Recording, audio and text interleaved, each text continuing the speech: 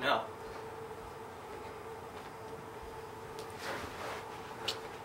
Alright, today is a very special day because today I'm going to show you my masterpiece.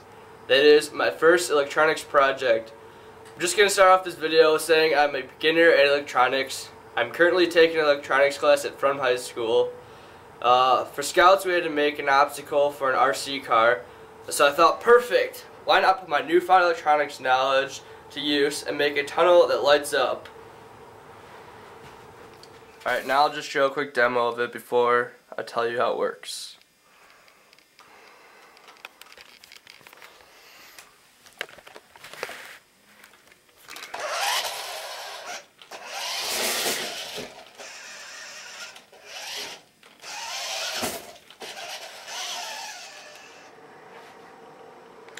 Alright, now we're going to move on to how this contraption works.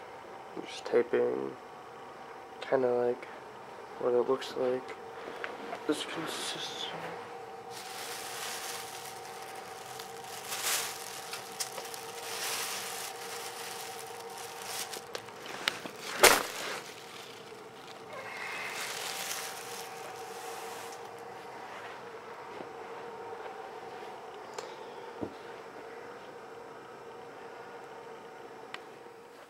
Alright, so on how it works.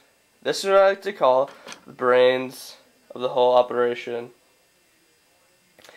This circuit board sitting on top of the breadboard right here is called a breadboard companion, which I recommend to anyone doing breadboard work. It's only about 15 bucks. It's pretty easy to solder together, and it provides 5 volts, 9 volts, or 0 volts of power, 5 testing LEDs, and 5 switches, and an adjustable clock pulse, which is what I'm actually using to flash the arrow on and off in front. So if you spin this dial, you can make it go either slower or you can make it go faster. Then this circuit right here that I have built is a 555 monostable circuit that is triggered by a falling edge, that is, by a sudden transition from high to low. So, when triggered, it creates an output pulse, which lights the LEDs inside the tunnel for roughly 11 seconds. To trigger the monostable circuit, I created a switch right here.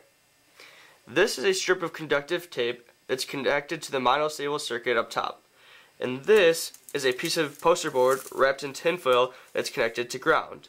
Then, just like a teeter-totter, it is balanced on a stick in the middle. So, when the car goes over this, the tinfoil will contact with the conductive tape, triggering the 555 monostable circuit, turning on the LEDs like so. Alright, well now, let's see this thing in action one more time.